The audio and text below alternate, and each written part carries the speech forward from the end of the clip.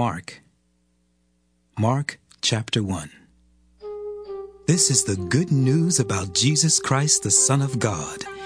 It began just as God had said in the book written by Isaiah the prophet. I am sending my messenger to get the way ready for you.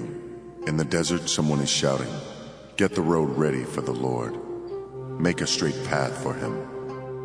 So John the Baptist showed up in the desert and told everyone, "Turn back to God and be baptized.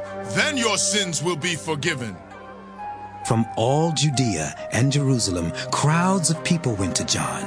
They told how sorry they were for their sins, and he baptized them in the Jordan River. John wore clothes made of camel's hair.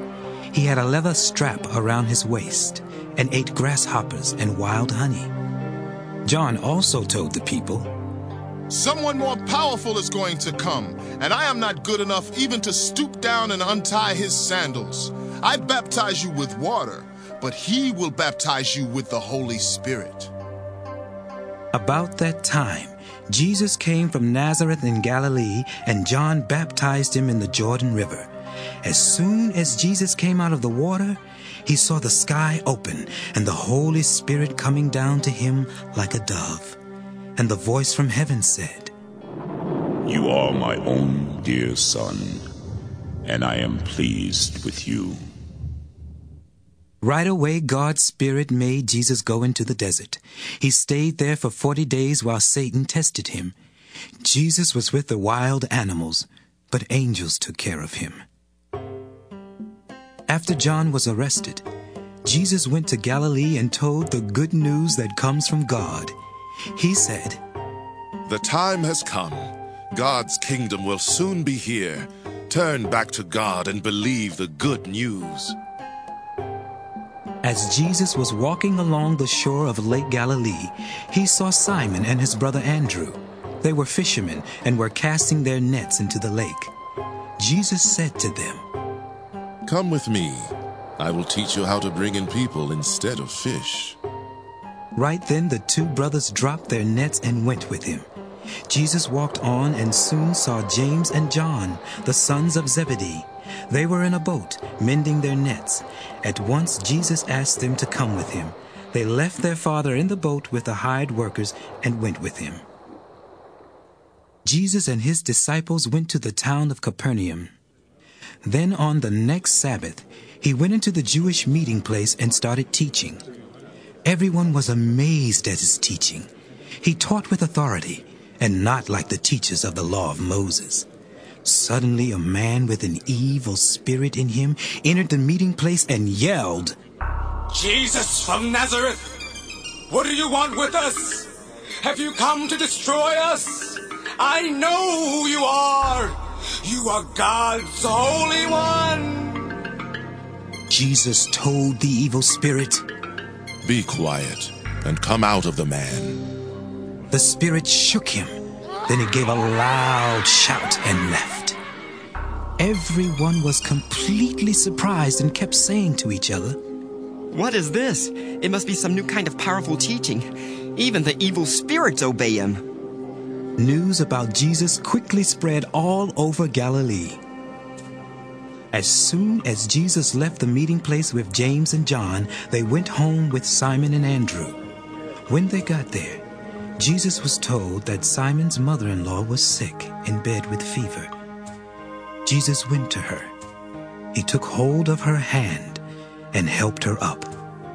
The fever left her, and she served them a meal. That evening after sunset, all who were sick or had demons in them were brought to Jesus. In fact, the whole town gathered around the door of the house. Jesus healed all kinds of terrible diseases and forced out a lot of demons. But the demons knew who he was, and he did not let them speak. Very early the next morning, Jesus got up and went to a place where he could be alone and pray. Simon and the others started looking for him, and when they found him, they said, "Everyone is looking for you." Jesus replied, "We must go to the nearby towns so that I can tell the good news to those people. This is why I have come." Then Jesus went to Jewish meeting places everywhere in Galilee, where he preached and forced out demons. A man with leprosy came to Jesus and knelt down. He begged, You have the power to make me well. If only you wanted to. Jesus felt sorry for the man, so he put his hand on him and said, I want to. Now you are well. At once the man's leprosy disappeared, and he was well. After Jesus strictly warned the man, he sent him on his way. He said, Don't tell anyone about this. Just go and show the priest that you are well. Then take a gift to the temple as Moses commanded, and everyone will know that you have been healed. The man talked about it so much and told so many people that Jesus could no longer go openly into a town. He had to stay away from the towns, but people still came to him from everywhere. Mark chapter 2. Jesus went back to Capernaum, and a few days later, people heard that he was at home. Then so many of them came to the house that there wasn't enough standing room left in front of the door. Jesus was still teaching when 4 people came up carrying a crippled man on a mat. But because of the crowd, they could not get him to Jesus. So they made a hole in the roof above him and let the man down in front of everyone. When Jesus saw how much faith they had, he said to the crippled man, My friend, your sins are forgiven. Some of the teachers of the law of Moses were sitting there. They started wondering, Why would he say such a thing? He must think he is God. Only God can forgive sins. Right away, Jesus knew what they were thinking, and he said, Why are you thinking such things? Is it easier for me to tell this crippled man that his sins are forgiven, or to tell him to get up and pick up his mat and go on home? I will show you that the Son of Man has the right to forgive sins here on earth. So Jesus said to the man, Get up, pick up your mat and go on home. The man got right up. He picked up his mat and went out while everyone watched in amazement. They praised God and said, We have never seen anything like this. Once again, Jesus went to the shore of Lake Galilee. A large crowd gathered around him, and he taught them.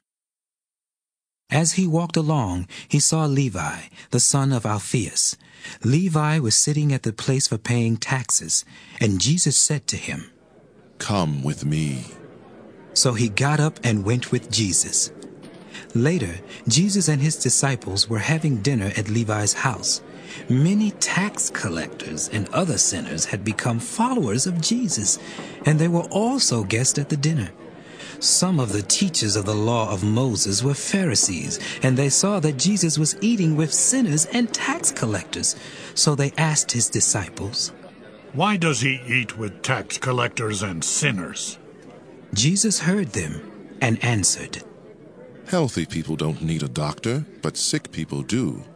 I didn't come to invite good people to be my followers. I came to invite sinners. The followers of John the Baptist and the Pharisees often went without eating. Some people came and asked Jesus, Why do the followers of John and those of the Pharisees often go without eating while your disciples never do? Jesus answered, The friends of a bridegroom don't go without eating while he is still with them. But the time will come when he will be taken from them. Then they will go without eating. No one patches old clothes by sewing on a piece of new cloth. The new piece would shrink and tear a bigger hole. No one pours new wine into old wineskins. The wine would swell and burst the old skins.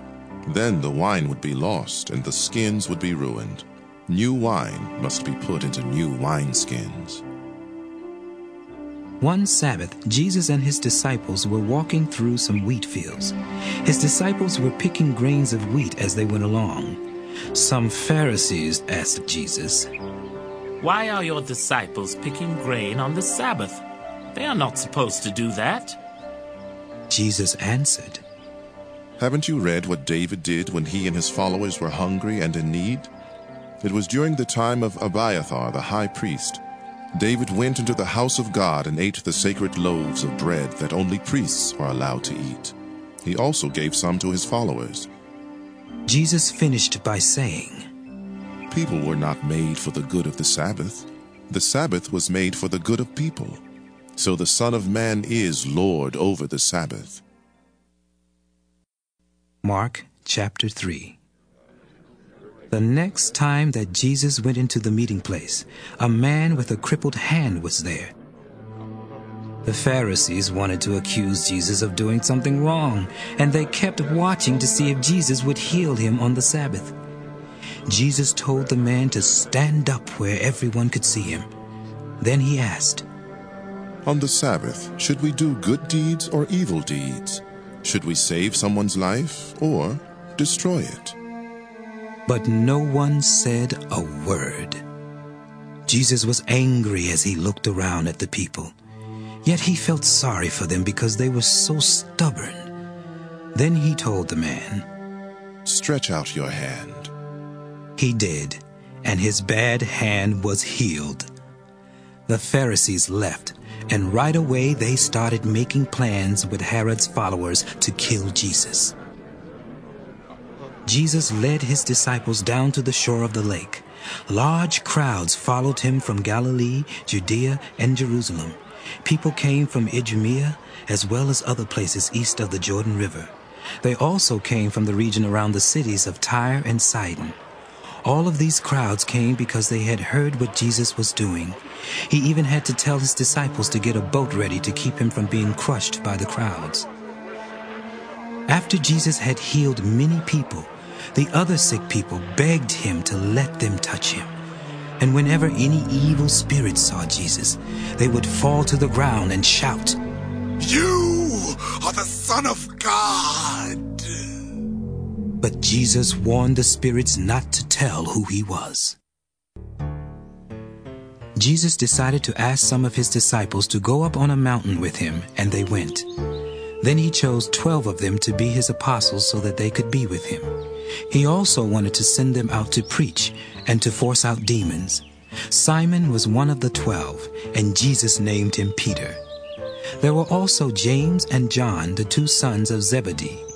Jesus called them Boanerges, which means thunderbolts.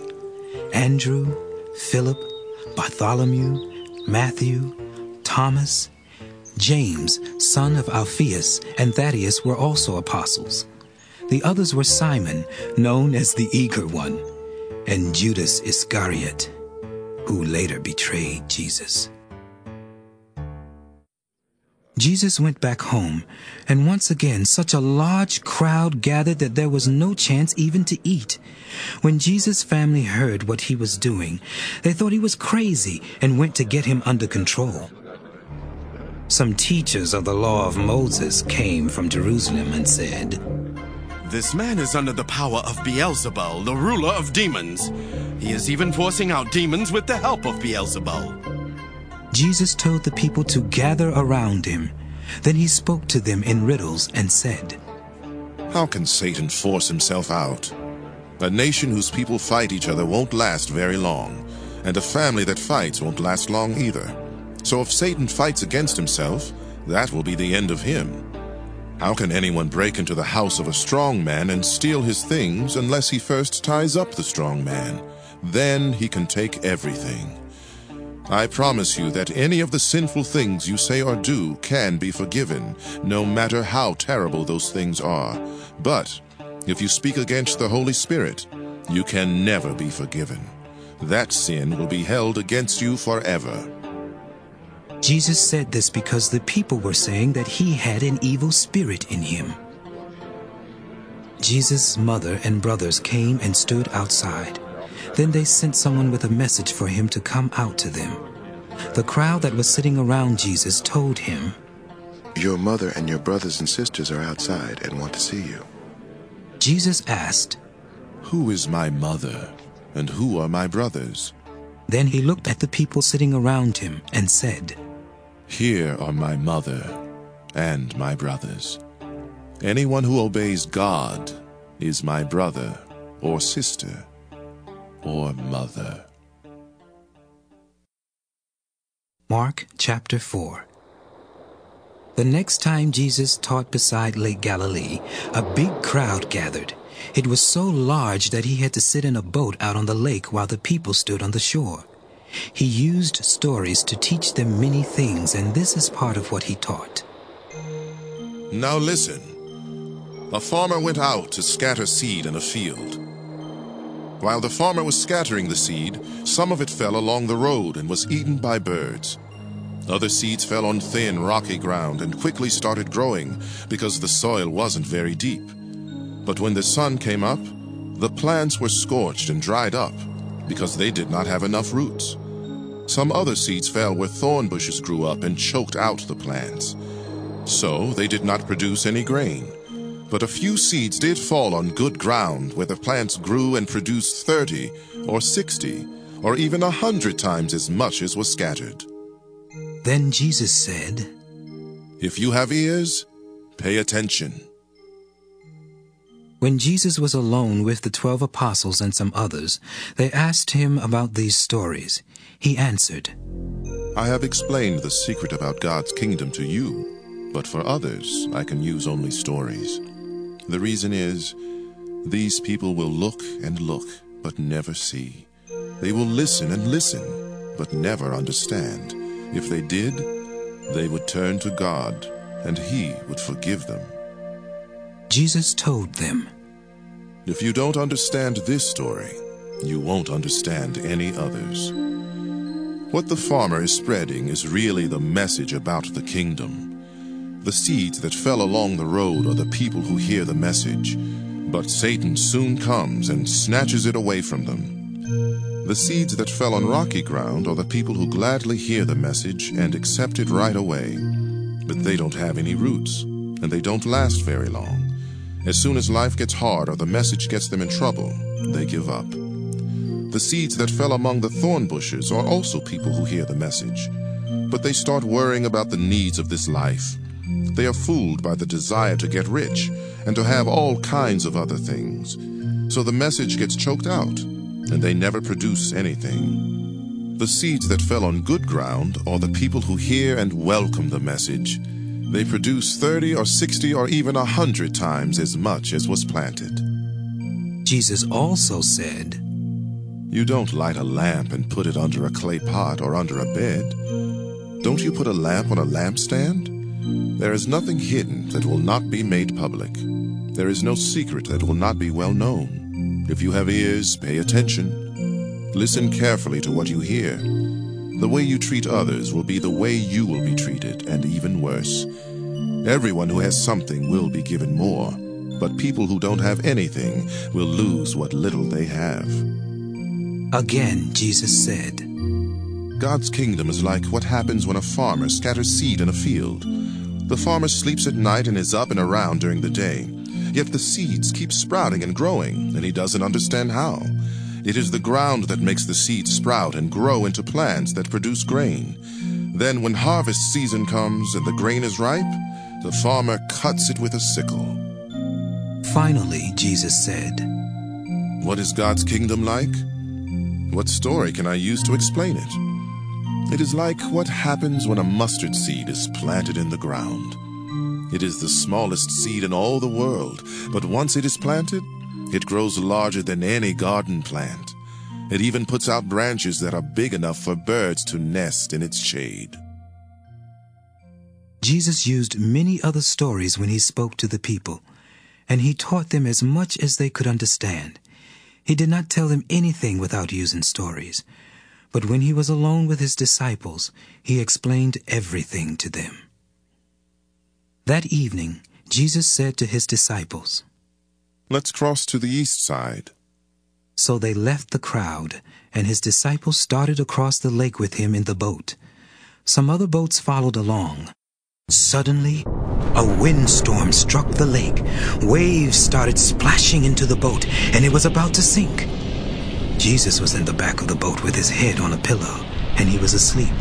His disciples woke him and said, Teacher, don't you care that we're about to drown? Jesus got up and ordered the wind and the waves to be quiet. The wind stopped, and everything was calm. Jesus asked his disciples, "Why were you afraid? Don't you have any faith?" Now they were more afraid than ever and said to each other, "Who is this? Even the wind and the waves obey him." Mark chapter 5. Jesus and his disciples crossed Lake Galilee and came to shore near the town of Gerasa. When he was getting out of the boat, a man with an evil spirit quickly ran to him from the graveyard where he had been living. No one was able to tie the man up anymore, not even with a chain. He had often been put in chains and leg irons, but he broke the chains and smashed the leg irons. No one could control him. Night and day he was in the graveyard or on the hills, yelling and cutting himself with stones. When the man saw Jesus in the distance, he ran up to him and knelt down. He shouted, "Jesus, Son of God in heaven, what do you want with me? Promise me in God's name that you won't torture me." The man said this because Jesus had already told the evil spirit to come out of him. Jesus asked, "What is your name?" The man answered, "My name is Lots, because I have lots of evil spirits." He then begged Jesus not to send them away. Over on the hillside, a large herd of pigs was feeding.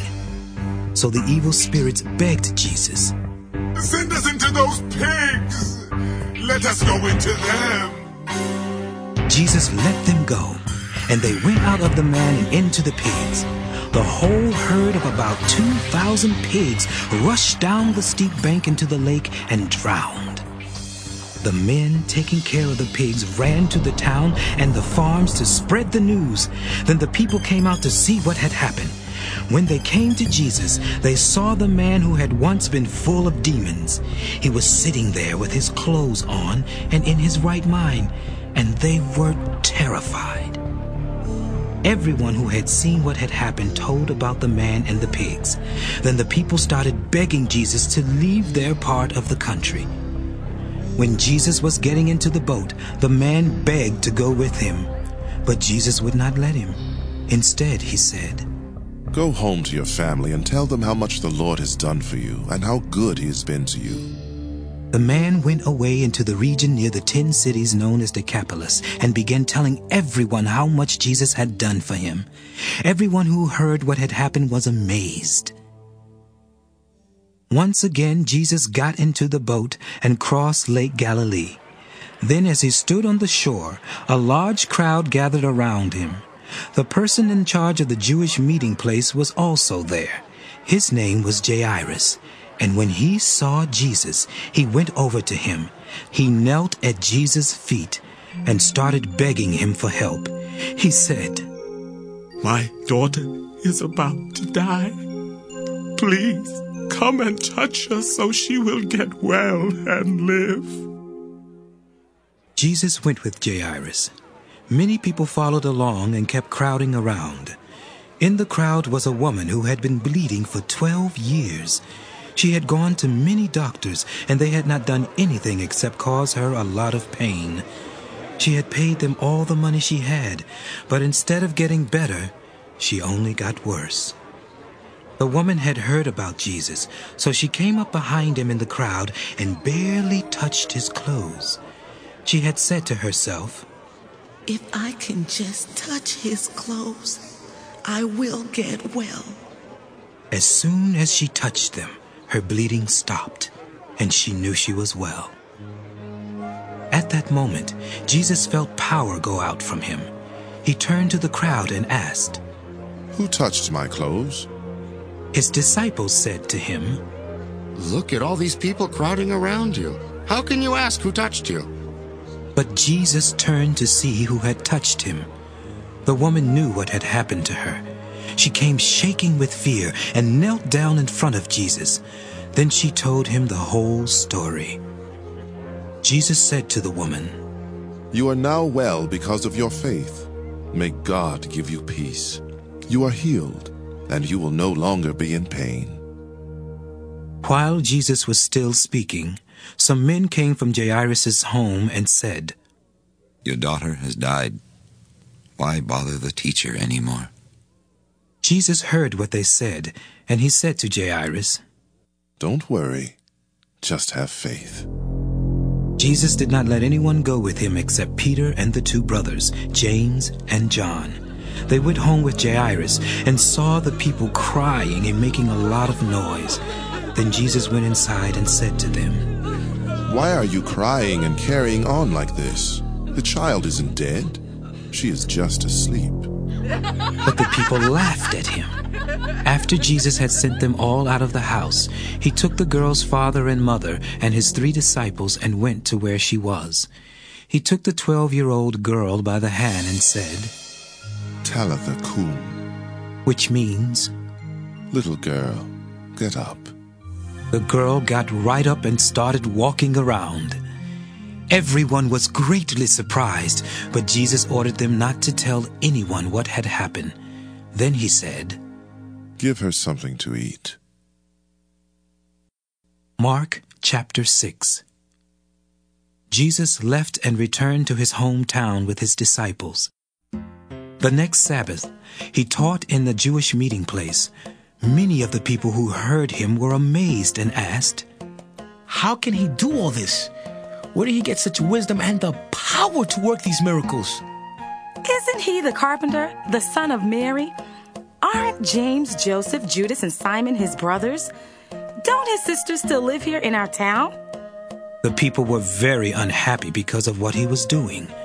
But Jesus said, "Prophets are honored by everyone except the people of their hometown and their relatives and their own family."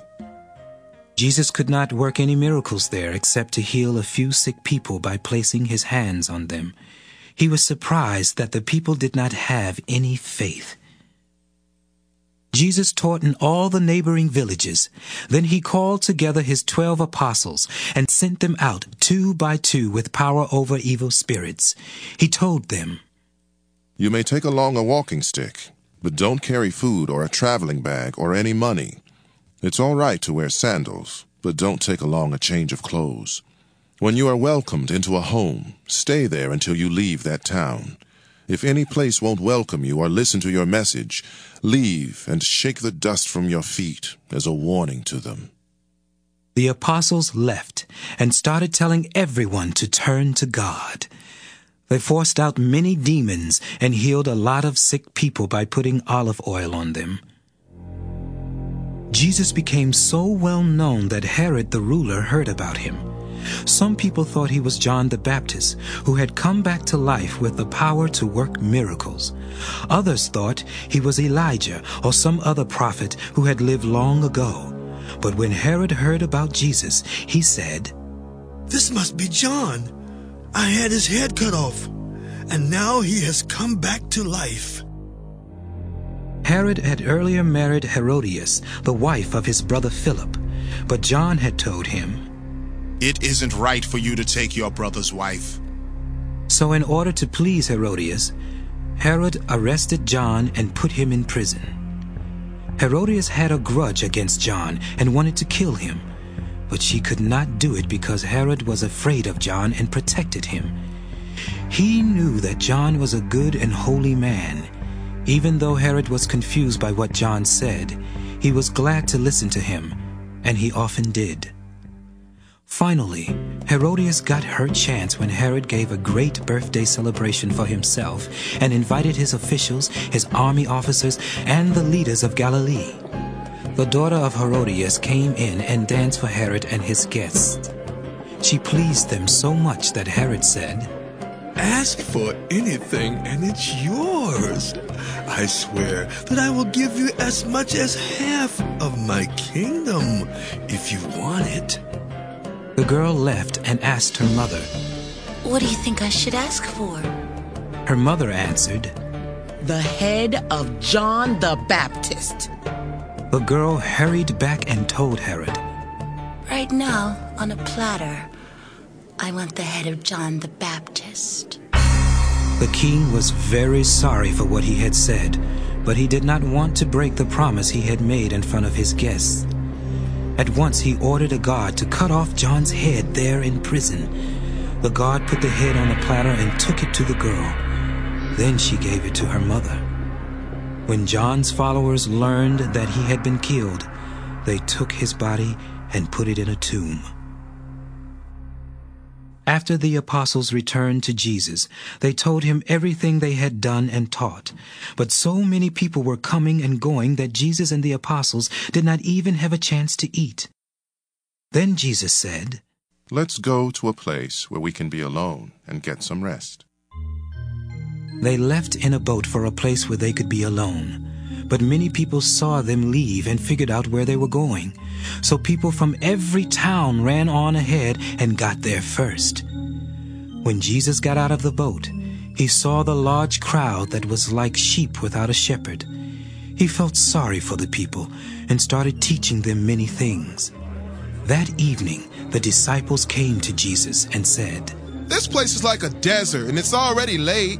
Let the crowds leave so they can go to the farms and villages near here and buy something to eat." Jesus replied, "You give them something to eat." But they asked him, "Don't you know that it would take almost a year's wages to buy all these people something to eat?" Then Jesus said, "How much bread do you have? Go and see."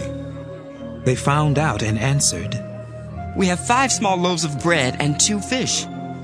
Jesus told his disciples to have the people sit down on the green grass. They sat down in groups of 100 and groups of 50. Jesus took the 5 loaves and the 2 fish. He looked up toward heaven and blessed the food. Then he broke the bread and handed it to his disciples to give to the people. He also divided the 2 fish so that everyone could have some. After everyone had eaten all they wanted, Jesus' disciples picked up 12 large baskets of leftover bread and fish. There were 5,000 men who ate the food.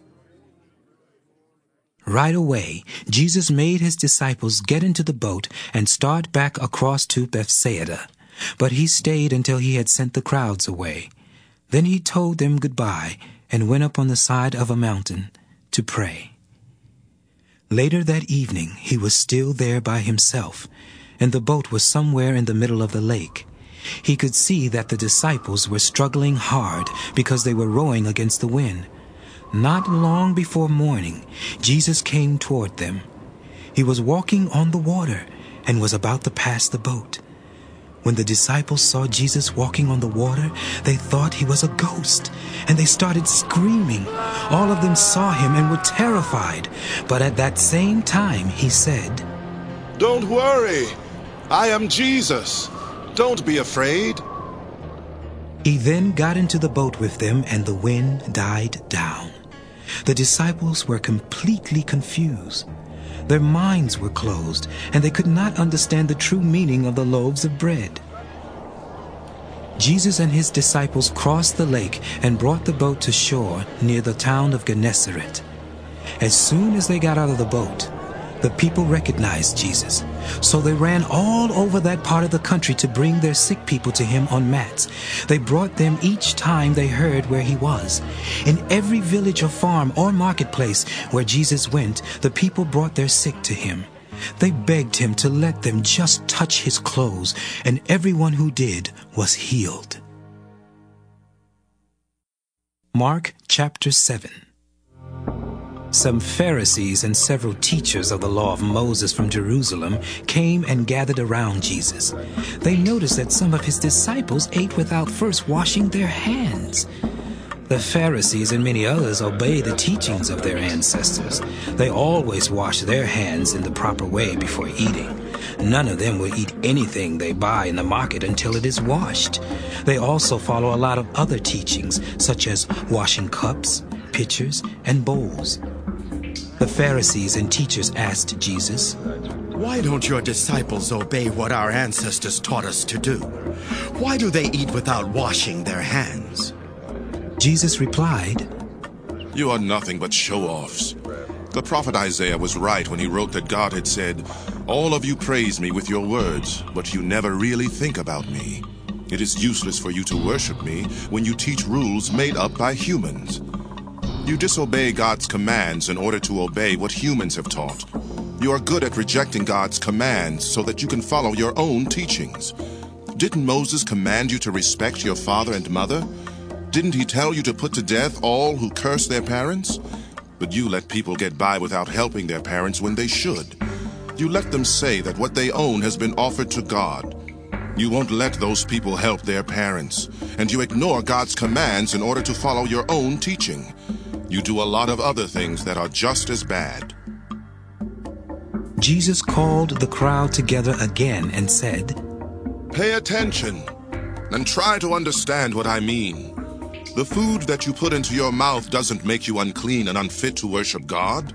The bad words that come out of your mouth are what make you unclean. After Jesus and his disciples had left the crowd and had gone into the house, they asked him what these sayings meant. He answered, Don't you know what I am talking about by now? You surely know that the food you put into your mouth cannot make you unclean. It doesn't go into your heart, but into your stomach, and then out of your body. By saying this, Jesus meant that all foods were fit to eat. Then Jesus said, What comes from your heart is what makes you unclean.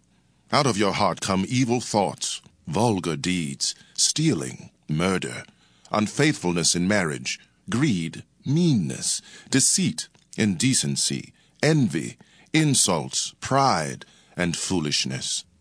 All of these come from your heart, and they are what make you unfit to worship God. Jesus left and went to the region near the city of Tyre, where he stayed in someone's home. He did not want people to know he was there, but they found out anyway. A woman whose daughter had an evil spirit in her heard where Jesus was, and right away she came and knelt down at his feet. The woman was Greek and had been born in the part of Syria known as Phoenicia. She begged Jesus to force the demon out of her daughter, but Jesus said, The children must first be fed. It isn't right to take away their food and feed it to dogs. The woman replied, Lord, even dogs eat the crumbs the children drop from the table. Jesus answered, That's true. You may go now. The demon has left your daughter. When the woman got back home, she found her child lying on the bed. The demon had gone. Jesus left the region around Tyre and went by way of Sidon toward Lake Galilee. He went through the land near the 10 cities known as Decapolis. Some people brought to him a man who was deaf and could hardly talk. They begged Jesus just to touch him. After Jesus had taken him aside from the crowd, he stuck his fingers in the man's ears. Then he spit and put it on the man's tongue.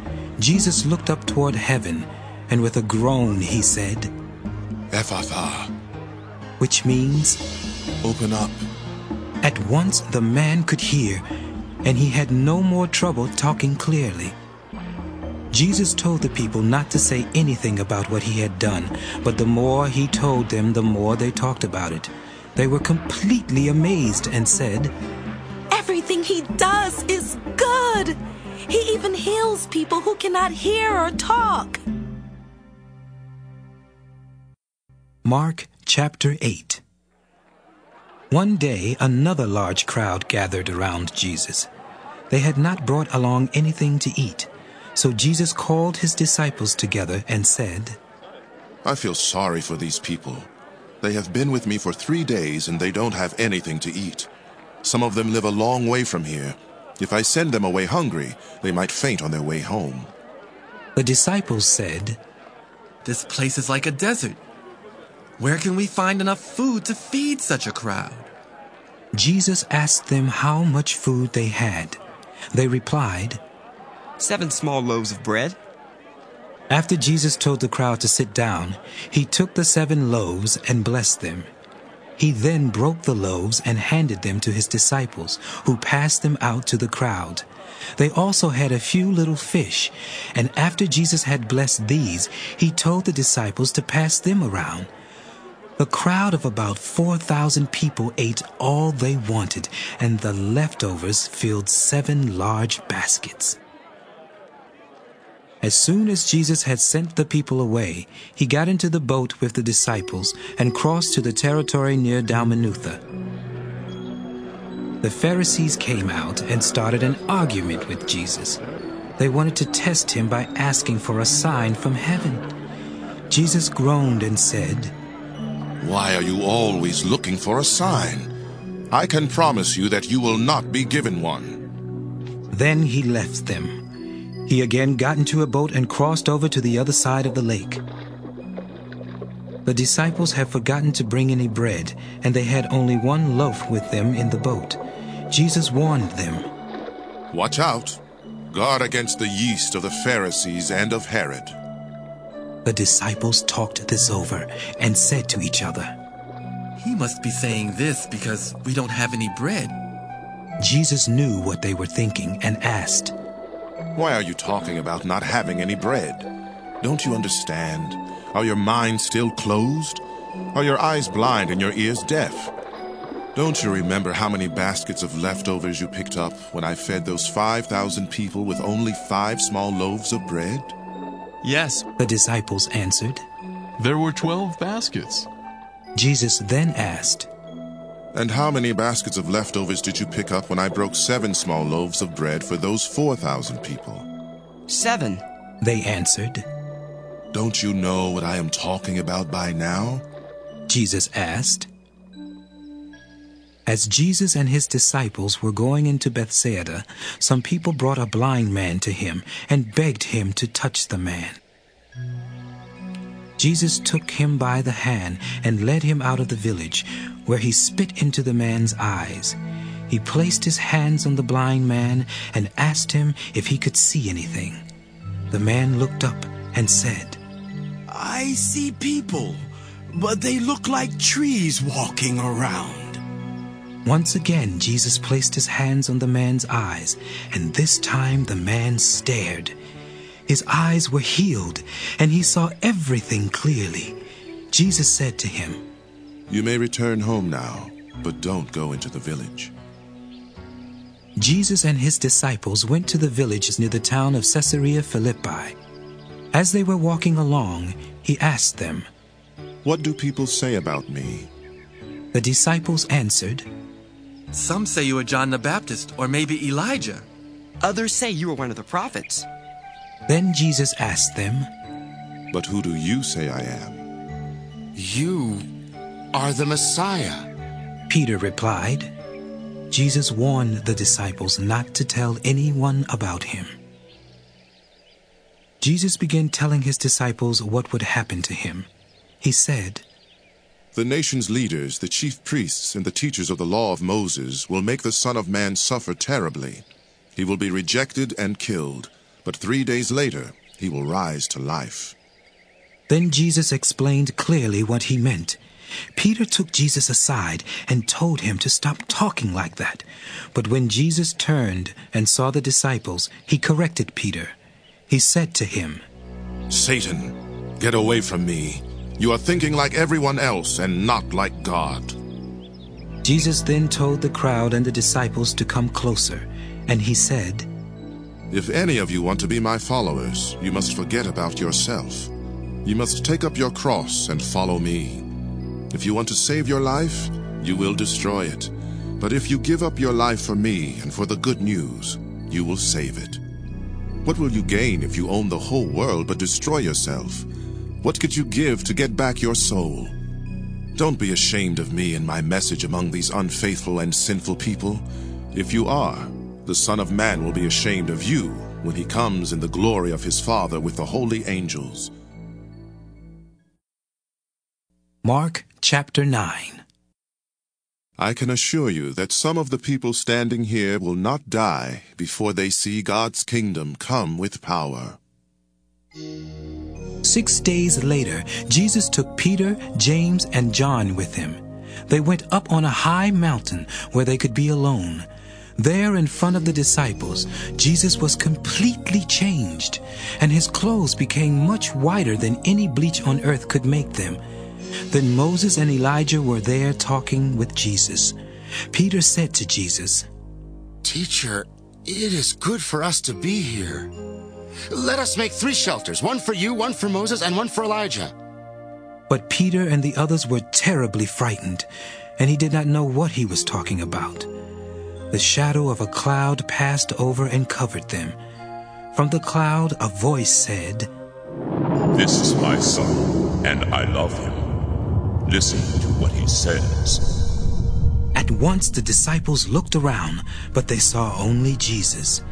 As Jesus and his disciples were coming down the mountain, he told them not to say a word about what they had seen until the Son of Man had been raised from death. So they kept it to themselves. But they wondered what he meant by the words, raised from death. The disciples asked Jesus, Don't the teachers of the law of Moses say that Elijah must come before the Messiah does? Jesus answered, Elijah certainly will come to get everything ready. But don't the scriptures also say that the Son of Man must suffer terribly and be rejected? I can assure you that Elijah has already come, and people treated him just as they wanted to, as the scriptures say they would. When Jesus and his 3 disciples came back down, they saw a large crowd around the other disciples. The teachers of the law of Moses were arguing with them. The crowd was really surprised to see Jesus, and everyone hurried over to greet him. Jesus asked, What are you arguing about? Someone from the crowd answered, Teacher, I brought my son to you. A demon keeps him from talking. Whenever the demon attacks my son, it throws him to the ground and makes him foam at the mouth and grit his teeth in pain. Then he becomes stiff. I asked your disciples to force out the demon, but they couldn't do it. Jesus said, You people don't have any faith. How much longer must I be with you? Why do I have to put up with you?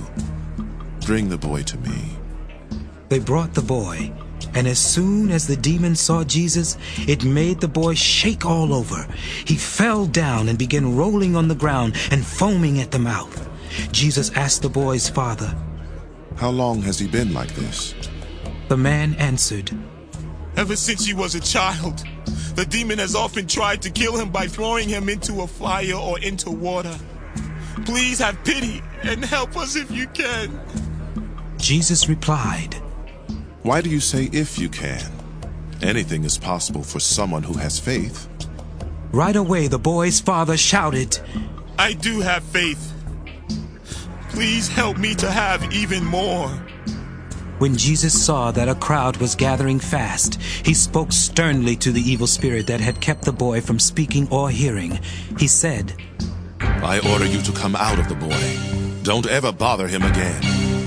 The spirit screamed and made the boy shake all over. Then it went out of him. The boy looked dead, and almost everyone said he was. But Jesus took hold of his hand and helped him stand up.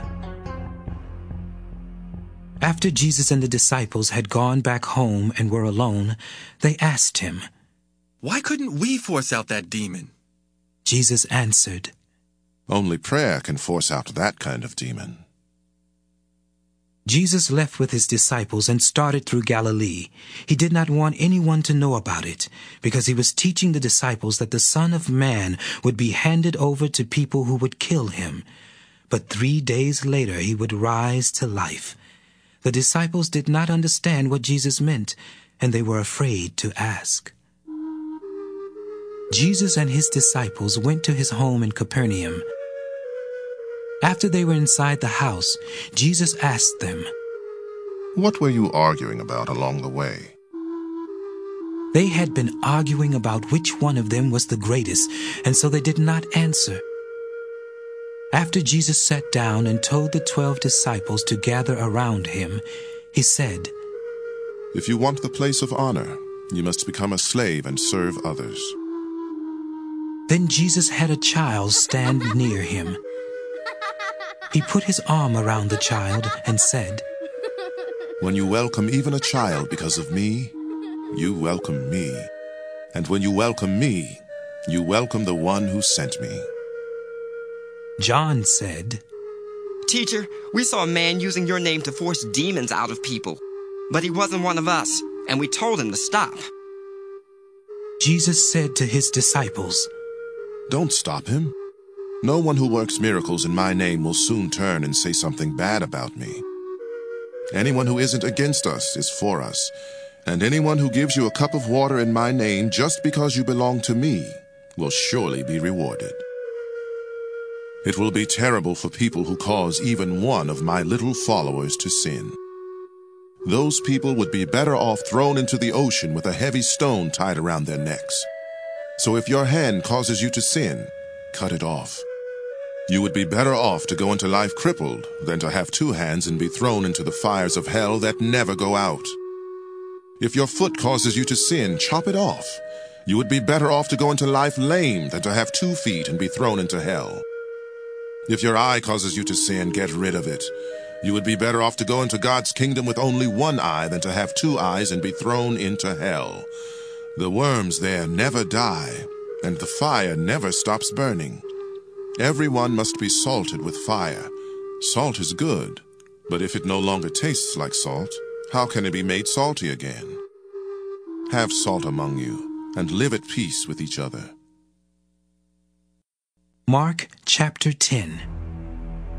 After Jesus left, he went to Judea and then on to the other side of the Jordan River.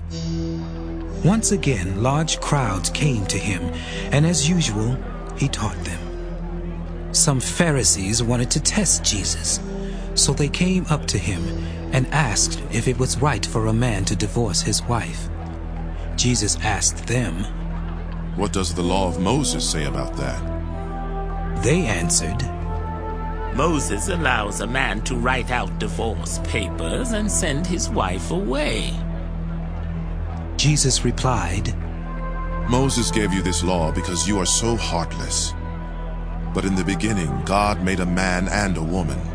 That's why a man leaves his father and mother and gets married.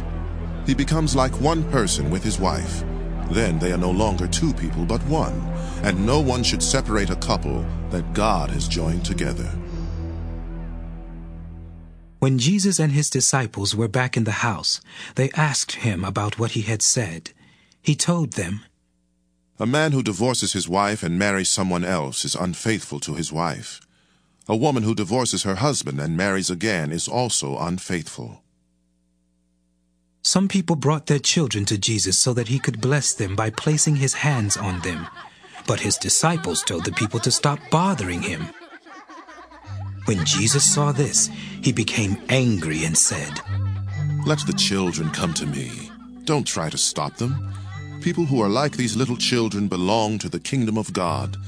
I promise you that you cannot get into God's kingdom unless you accept it the way a child does." Then Jesus took the children in his arms and blessed them by placing his hands on them. As Jesus was walking down a road, a man ran up to him. He knelt down and asked, "Good teacher, what can I do to have eternal life?" Jesus replied, "Why do you call me good? Only God is good. You know the commandments. Do not murder. Be faithful in marriage. Do not steal. Do not tell lies about others. Do not cheat. Respect your father and mother." The man answered, "Teacher, I have obeyed all these commandments since I was a young man." Jesus looked closely at the man. He liked him and said, "There's one thing you still need to do. Go sell everything you own, give the money to the poor, and you will have riches in heaven. Then come with me." When the man heard Jesus say this, he went away gloomy and sad because he was very rich. Jesus looked around and said to his disciples, "It's hard for rich people to get into God's kingdom." The disciples were shocked to hear this, so Jesus told them again, "It's terribly hard to get into God's kingdom. In fact, it's easier for a camel to go through the eye of a needle than for a rich person to get into God's kingdom." Jesus' disciples were even more amazed. They asked each other, "How can anyone ever be saved?" Jesus looked at them and said, "There are some things that people cannot do, but God can do anything. Peter replied, Remember, we left everything to be your followers. Jesus told him, You can be sure that anyone who gives up home or brothers or sisters or mother or father or children or land for me and for the good news will be rewarded. In this world they will be given 100 times as many houses and brothers and sisters and mothers and children and pieces of land, though they will also be mistreated. And in the world to come they will have eternal life. But many who are now first will be last, and many who are now last will be first. The disciples were confused as Jesus led them toward Jerusalem, and his other followers were afraid. Once again, Jesus took the 12 disciples aside and told them what was going to happen to him. He said, We are now on our way to Jerusalem, where the Son of Man will be handed over to the chief priests and the teachers of the law of Moses.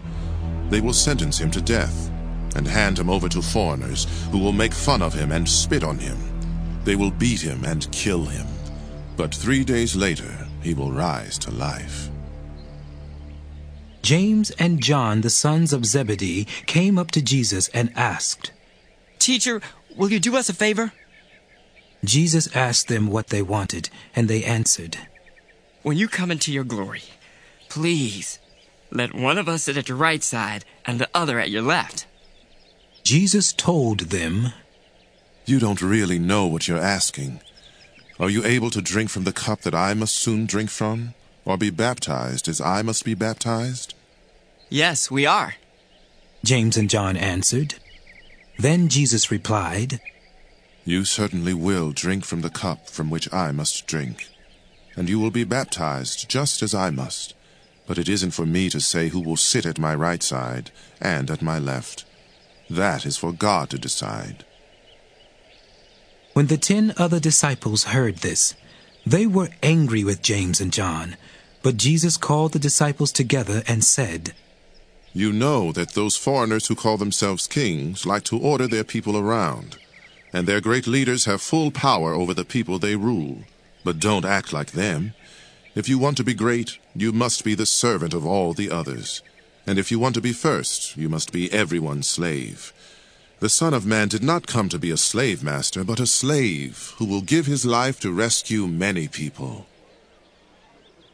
Jesus and his disciples went to Jericho, and as they were leaving, they were followed by a large crowd. A blind beggar by the name of Bartimaeus, son of Timaeus, was sitting beside the road. When he heard that it was Jesus from Nazareth, he shouted, Jesus, Son of David, have pity on me! Many people told the man to stop, but he shouted even louder, Son of David, have pity on me! Jesus stopped and said, Call him over. They called out to the blind man and said, Don't be afraid. Come on, he is calling for you. The man threw off his coat as he jumped up and ran to Jesus. Jesus asked, What do you want me to do for you? The blind man answered, Master, I want to see. Jesus told him, You may go. Your eyes are healed because of your faith. Right away the man could see, and he went down the road with Jesus. Mark chapter 11. Jesus and his disciples reached Bethphage and Bethany near the Mount of Olives. When they were getting close to Jerusalem, Jesus sent 2 of them on ahead. He told them, Go into the next village. As soon as you enter it, you will find a young donkey that has never been ridden. Untie the donkey and bring it here. If anyone asks you why you are doing that, say the Lord needs it and will soon bring it back. The disciples left and found the donkey tied near a door that faced the street. While they were untying it, some of the people standing there asked, Why are you untying the donkey? They told them what Jesus had said, and the people let them take it. The disciples led the donkey to Jesus. They put some of their clothes on its back, and Jesus got on. Many people spread clothes on the road while others went to cut branches from the fields. In front of Jesus and behind him, people went along shouting, Hooray! God bless the one who comes in the name of the Lord. God bless the coming kingdom of our ancestor David. Hooray for God in heaven above! After Jesus had gone to Jerusalem, he went into the temple and looked around at everything.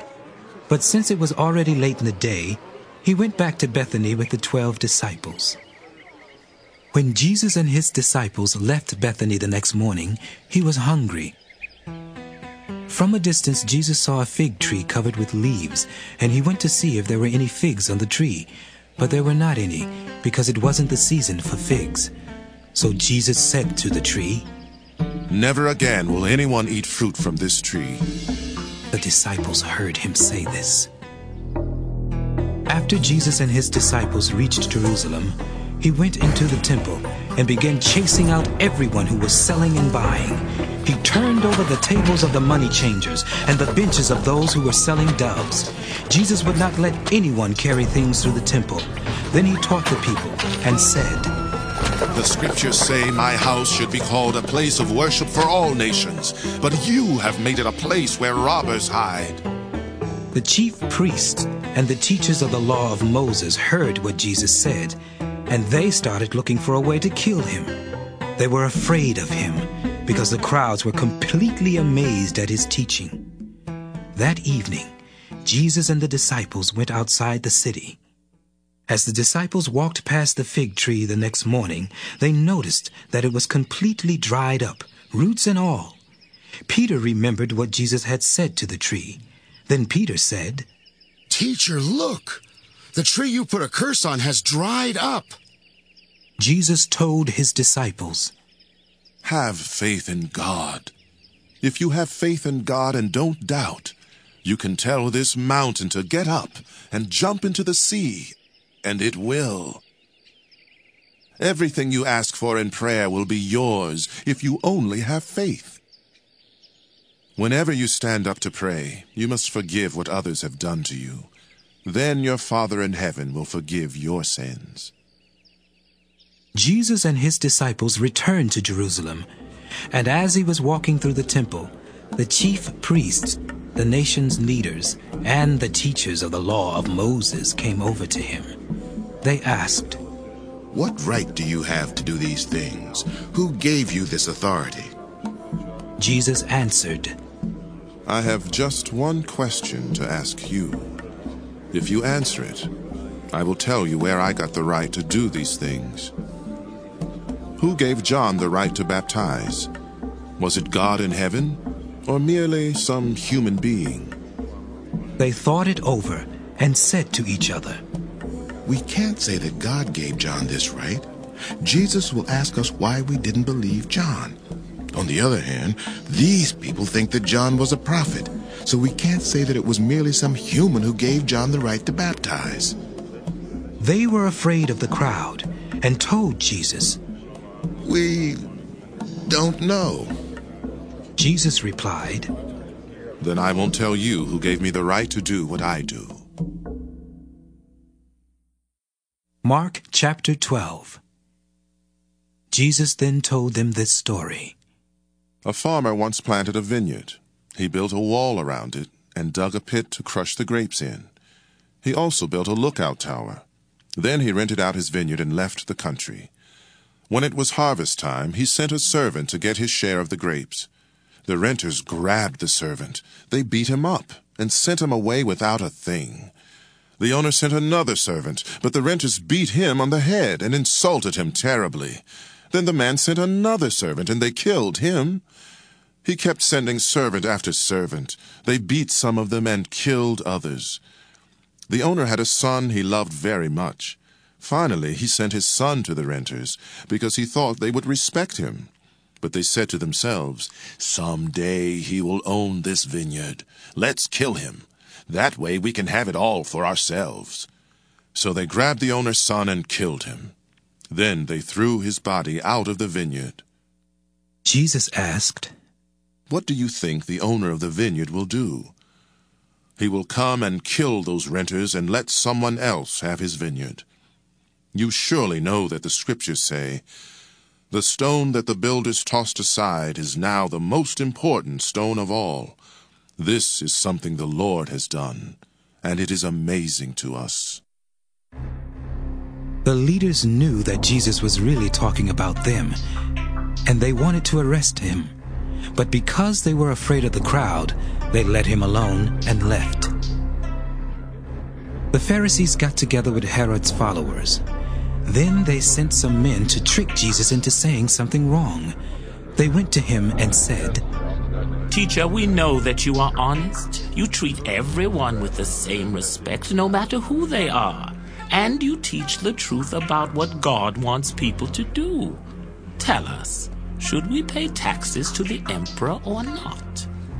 Jesus knew what they were up to, and he said, "Why are you trying to test me? Show me a coin." They brought him a silver coin, and he asked, "Whose picture and name are on it?" "The emperor's," they answered. Then Jesus told them, "Give the emperor what belongs to him, and give God what belongs to God." The men were amazed at Jesus. The Sadducees did not believe that people would rise to life after death, so some of them came to Jesus and said, "Teacher, Moses wrote that if a married man dies and has no children, his brother should marry the widow. Their first son would then be thought of as the son of the dead brother. There were once 7 brothers. The first one married, but died without having any children. The second brother married his brother's widow, and he also died without having children. The same thing happened to the third brother, and finally to all 7 brothers. At last the woman died. When God raises people from death, whose wife will this woman be? After all, she had been married to all 7 brothers." Jesus answered, "You are completely wrong. You don't know what the scriptures teach, and you don't know anything about the power of God. When God raises people to life, they won't marry. They will be like the angels in heaven. You surely know about people being raised to life. You know that in the story about Moses in the burning bush, God said, 'I am the God worshipped by Abraham, Isaac, and Jacob.' He isn't the God of the dead, but of the living. You Sadducees are all wrong." One of the teachers of the law of Moses came up while Jesus and the Sadducees were arguing. When he heard Jesus give a good answer, he asked him, "What is the most important commandment?" Jesus answered, "The most important one says, 'People of Israel, you have only one Lord in God. You must love him with all your heart, soul, mind, and strength.' The second most important commandment says, 'Love others as much as you love yourself.' No other commandment is more important than these." The man replied, "Teacher, you are certainly right to say there is only one God. It is also true that we must love God with all our heart, mind, and strength, and that we must love others as much as we love ourselves. These commandments are more important than all the sacrifices and offerings that we could possibly make." When Jesus saw that the man had given a sensible answer, he told him, "You are not far from God's kingdom." After this, no one dared ask Jesus any more questions. As Jesus was teaching in the temple, he said, "How can the teachers of the law of Moses say that the Messiah will come from the family of King David? The Holy Spirit had David say, 'The Lord said to my Lord, sit at my right side until I make your enemies into a footstool for you.'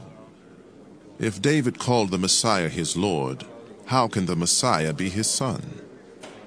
The large crowd enjoyed listening to Jesus teach. As Jesus was teaching, he said, "Guard against the teachers of the law of Moses. They love to walk around in long robes and be greeted in the market. They like the front seats in the meeting places and the best seats at banquets. But they cheat widows out of their homes and pray long prayers just to show off. They will be punished most of all. Jesus was sitting in the temple near the offering box and watching people put in their gifts. He noticed that many rich people were giving a lot of money. Finally, a poor widow came up and put in 2 coins that were worth only a few pennies. Jesus told his disciples to gather around him. Then he said, I tell you that this poor widow has put in more than all the others. Everyone else gave what they didn't need, but she is very poor and gave everything she had. Now, she doesn't have a cent to live on. Mark chapter 13. As Jesus was leaving the temple, one of his disciples said to him, Teacher, look at these beautiful stones and wonderful buildings. Jesus replied, Do you see these huge buildings? They will certainly be torn down. Not one stone will be left in place. Later, as Jesus was sitting on the Mount of Olives across from the temple, Peter, James, John, and Andrew came to him in private. They asked, When will these things happen? What will be the sign that they are about to take place? Jesus answered, Watch out, and don't let anyone fool you. Many will come and claim to be me. They will use my name and fool many people. When you hear about wars and threats of wars, don't be afraid. These things will have to happen first, but that isn't the end. Nations and kingdoms will go to war against each other. There will be earthquakes in many places and people will starve to death. But this is just the beginning of troubles. Be on your guard. You will be taken to courts and beaten with whips in their meeting places. And because of me, you will have to stand before rulers and kings to tell about your faith. But before the end comes, the good news must be preached to all nations. When you are arrested, don't worry about what you will say. You will be given the right words when the time comes, but you will not really be the one speaking. Your words will come from the Holy Spirit. Brothers and sisters will betray each other and have each other put to death. Parents will betray their own children, and children will turn against their parents and have them killed. Everyone will hate you because of me, but if you keep on being faithful right to the end, you will be saved. Someday, you will see that horrible thing where it should not be. Everyone who hears this must try to understand. If you are living in Judea at that time, run to the mountains. If you are on the roof of your house, don't go inside to get anything. If you are out in the field, don't go back for your coat. It will be an awful time for women who are expecting babies or nursing young children. Pray that it won't happen in winter. This will be the worst time of suffering since God created the world, and nothing this terrible will ever happen again. If the Lord doesn't make the time shorter, no one will be left alive. But because of his chosen and special ones, he will make the time shorter. If someone should say, Here is the Messiah, or There he is, don't believe it. False messiahs and false prophets will come and work miracles and signs.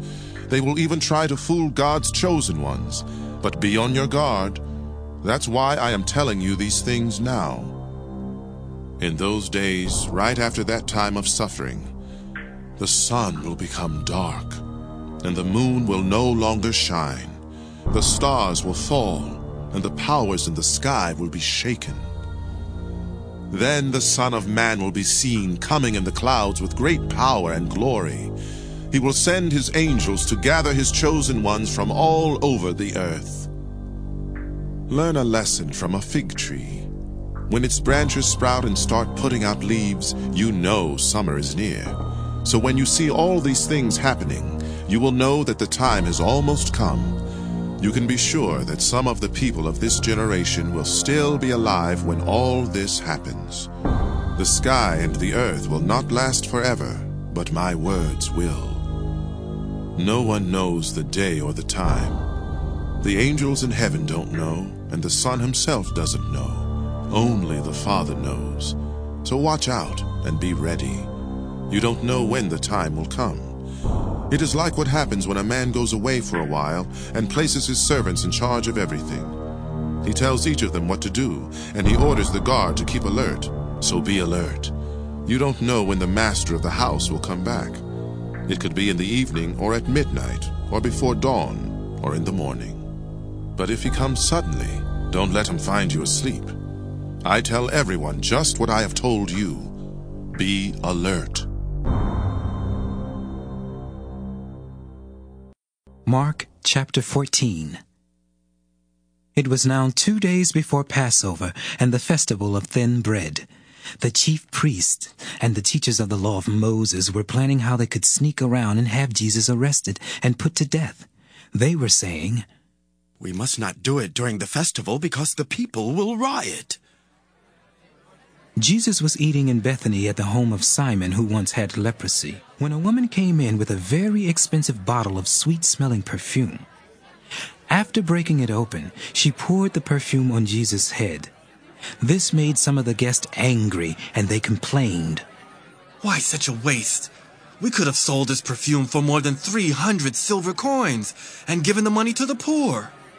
So they started saying cruel things to the woman. But Jesus said, "Leave her alone. Why are you bothering her? She has done a beautiful thing for me. You will always have the poor with you, and whenever you want to, you can give to them.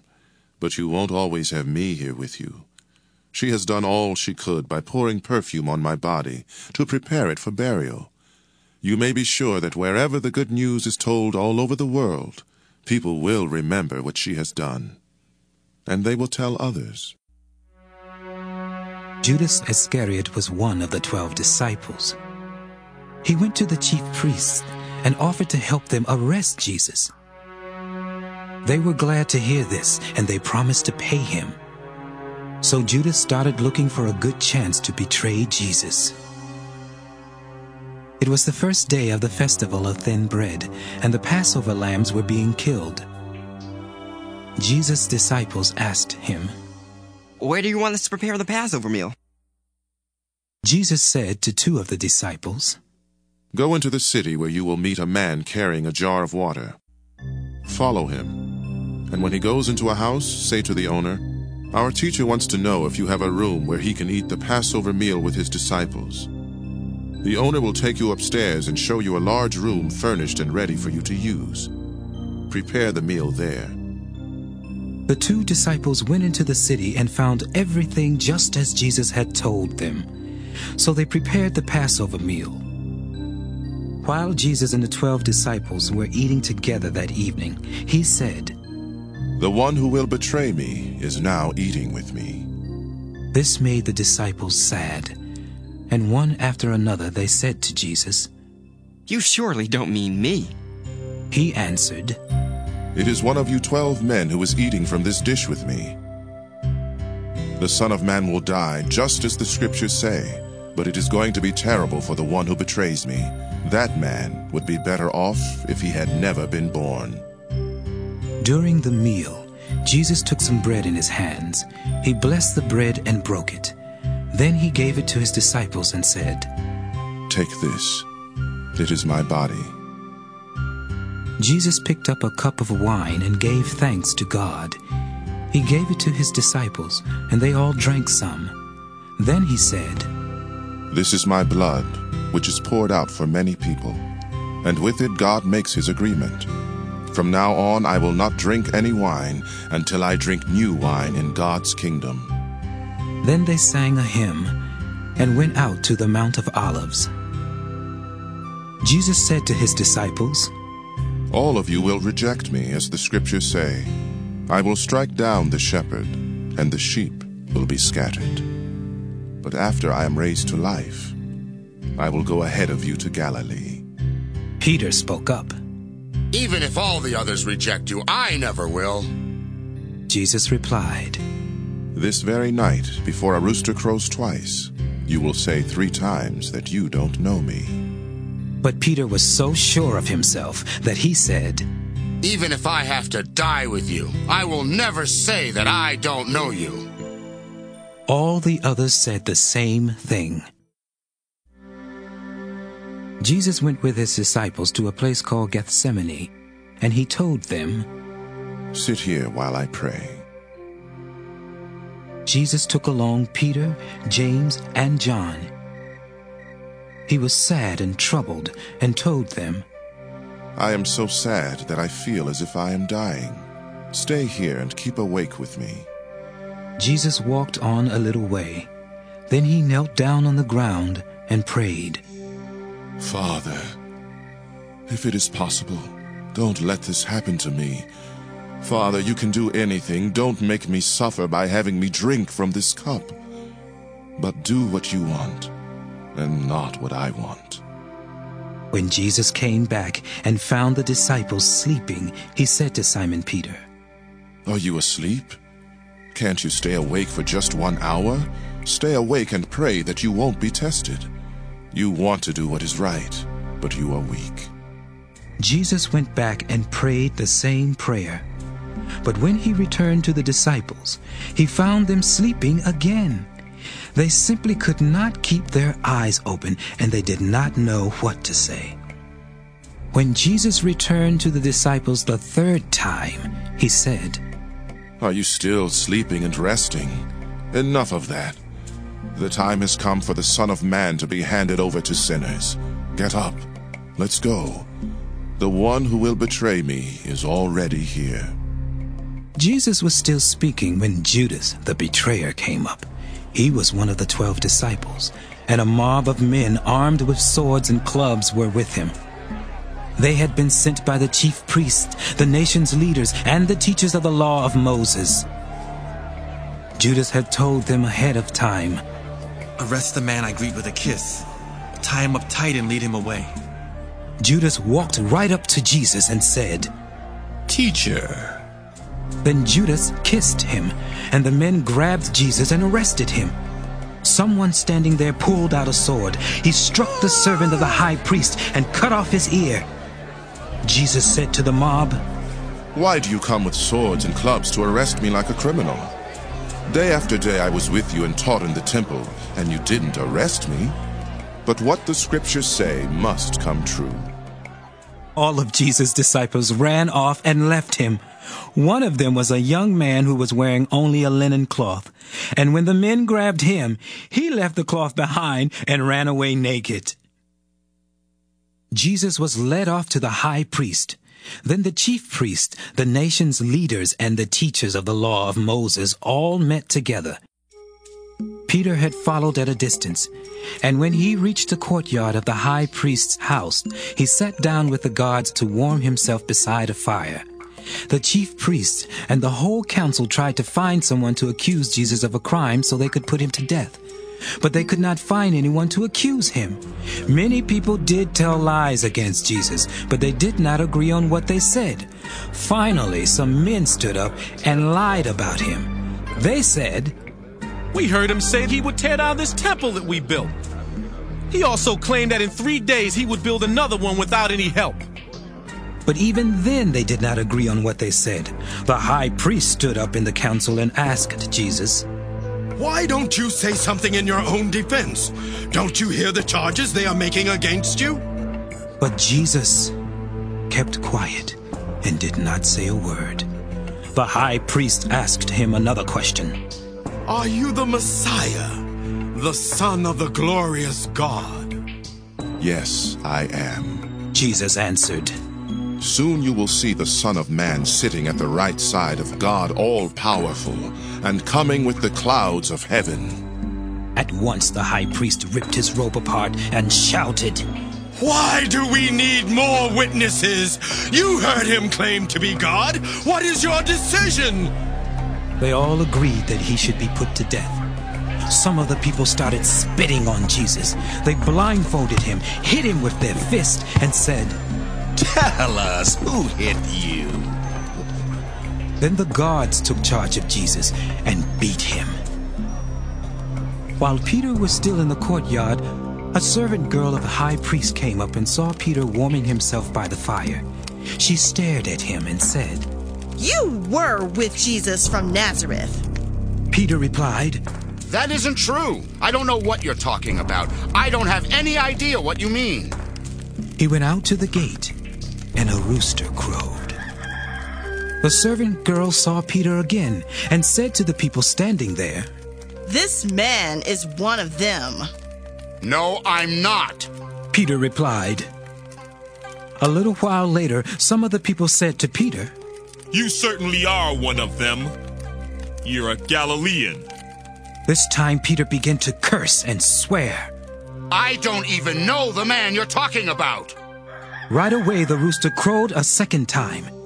Then Peter remembered that Jesus had told him, "Before a rooster crows twice, you will say 3 times that you don't know me."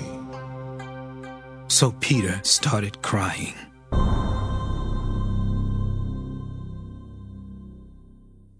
Mark chapter 15. Early the next morning, the chief priests, the nation's leaders, and the teachers of the law of Moses met together with the whole Jewish council. They tied up Jesus and led him off to Pilate. He asked Jesus, "Are you the king of the Jews?" "Those are your words," Jesus answered. The chief priest brought many charges against Jesus. Then Pilate questioned him again. "Don't you have anything to say? Don't you hear what crimes they say you have done?" But Jesus did not answer, and Pilate was amazed. During Passover, Pilate always freed one prisoner chosen by the people, and at that time there was a prisoner named Barabbas. He and some others had been arrested for murder during a riot. The crowd now came and asked Pilate to set a prisoner free just as he usually did. Pilate asked them, "Do you want me to free the king of the Jews?" Pilate knew that the chief priests had brought Jesus to him because they were jealous. But the chief priest told the crowd to ask Pilate to free Barabbas. Then Pilate asked the crowd, "What do you want me to do with this man you say is the king of the Jews?" They yelled, "Nail him to a cross!"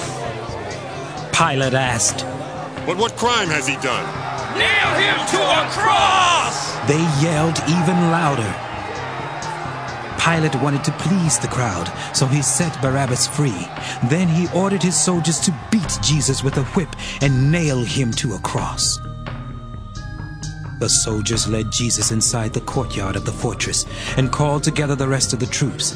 They put a purple robe on him, and on his head they placed a crown that they had made out of thorn branches.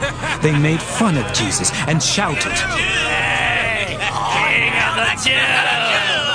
Then they beat him on the head with a stick. They spit on him and knelt down and pretended to worship him. When the soldiers had finished making fun of Jesus, they took off the purple robe. They put his own clothes back on him and led him off to be nailed to a cross. Simon from Cyrene happened to be coming in from a farm, and they forced him to carry Jesus' cross. Simon was the father of Alexander and Rufus. The soldiers took Jesus to Golgotha, which means place of a skull. There they gave him some wine mixed with a drug to ease the pain, but he refused to drink it. They nailed Jesus to a cross and gambled to see who would get his clothes. It was about 9 o'clock in the morning when they nailed him to the cross. On it was a sign that told why he was nailed there. It read, "This is the King of the Jews." The soldiers also nailed 2 criminals on crosses, one to the right of Jesus and the other to his left. People who passed by said terrible things about Jesus. They shook their heads and shouted, "Ah! So you're the one who claimed you could tear down the temple and build it again in 3 days. Save yourself and come down from the cross." The chief priests and the teachers of the law of Moses also made fun of Jesus. They said to each other, "He saved others, but he can't save himself. If he is the Messiah, the King of Israel, let him come down from the cross. Then we will see and believe." The 2 criminals also said cruel things to Jesus. About noon, the sky turned dark and stayed that way until around 3 o'clock. Then about that time, Jesus shouted, "Eloi, Lama sabachthani. Which means, my God, why have you deserted me? Some of the people standing there heard Jesus and said, He is calling for Elijah. One of them ran and grabbed a sponge. After he had soaked it in wine, he put it on a stick and held it up to Jesus. He said, Let's wait and see if Elijah will come and take him down. Jesus shouted and then died. At once the curtain in the temple tore in two from top to bottom. A Roman army officer was standing in front of Jesus. When the officer saw how Jesus died, he said, This man really was the Son of God. Some women were looking on from a distance. They had come with Jesus to Jerusalem, but even before this they had been his followers and had helped him while he was in Galilee. Mary Magdalene and Mary the mother of the younger James and of Joseph were two of these women. Salome was also one of them. It was now the evening before the Sabbath, and the Jewish people were getting ready for that sacred day. A man named Joseph from Arimathea was brave enough to ask Pilate for the body of Jesus. Joseph was a highly respected member of the Jewish council, and he was also waiting for God's kingdom to come. Pilate was surprised to hear that Jesus was already dead, and he called in the army officer to find out if Jesus had been dead very long. After the officer told him, Pilate let Joseph have Jesus' body. Joseph bought a linen cloth and took the body down from the cross. He had it wrapped in the cloth, and he put it in a tomb that had been cut into solid rock. Then he rolled a big stone against the entrance to the tomb. Mary Magdalene and Mary the mother of Joseph were watching and saw where the body was placed. Mark chapter 16. After the Sabbath, Mary Magdalene, Salome, and Mary the mother of James bought some spices to put on Jesus' body. Very early on Sunday morning, just as the sun was coming up, they went to the tomb. On their way, they were asking one another, Who will roll the stone away from the entrance for us? But when they looked, they saw that the stone had already been rolled away, and it was a huge stone. The women went into the tomb, and on the right side they saw a young man in a white robe sitting there. They were alarmed. The man said, Don't be alarmed. You are looking for Jesus from Nazareth who was nailed to a cross. God has raised him to life, and he isn't here. You can see the place where they put his body. Now go and tell his disciples, and especially Peter, that he will go ahead of you to Galilee. You will see him there, just as he told you. When the women ran from the tomb, they were confused and shaking all over. They were too afraid to tell anyone what had happened. Very early on the first day of the week, after Jesus had risen to life, he appeared to Mary Magdalene. Earlier, he had forced 7 demons out of her. She left and told his friends who were crying and mourning. Even though they heard that Jesus was alive and that Mary had seen him, they would not believe it. Later, Jesus appeared in another form to 2 disciples as they were on their way out of the city. But when these disciples told what had happened, the others would not believe. Afterwards, Jesus appeared to his 11 disciples as they were eating. He scolded them because they were too stubborn to believe the ones who had seen him after he had been raised to life. Then he told them, Go and preach the good news to everyone in the world. Anyone who believes me and is baptized will be saved, but anyone who refuses to believe me will be condemned. Everyone who believes me will be able to do wonderful things. By using my name, they will force out demons, and they will speak new languages. They will handle snakes and will drink poison and not be hurt. They will also heal sick people by placing their hands on them. After the Lord Jesus had said these things to the disciples, he was taken back up to heaven where he sat down at the right side of God. Then the disciples left and preached everywhere. The Lord was with them, and the miracles they worked proved that their message was true. The women quickly told Peter and his friends what had happened. Later, Jesus sent the disciples to the east and to the west with his sacred and everlasting message of how people can be saved forever.